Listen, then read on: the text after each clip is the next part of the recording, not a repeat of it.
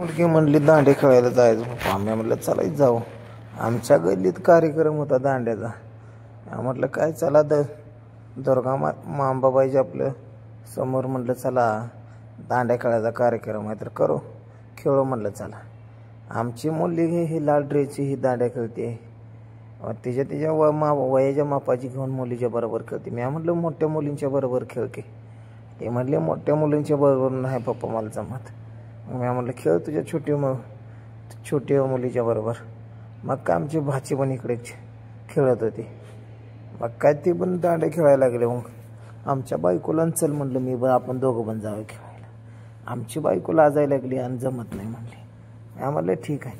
माझ्या मोबाईलचा कॅमेरा म्हटलं बघू जरा किती झूम मारतंय बिल्डिंगमधलं काय दिसते का.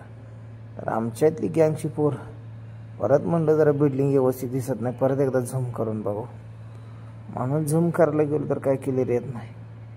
म्हटलं समोरचा बाबा एक लहान पोरग घेऊन यायला लागला होता ती दिसते का बाबा. ती पण दिसायला डिम दिसत आला.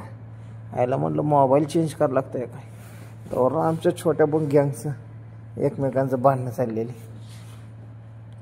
एकमेक कोण कुठं दांड्या खेळते आणि कुठं कोण दांड्या खेळते काय कळेन झालंय.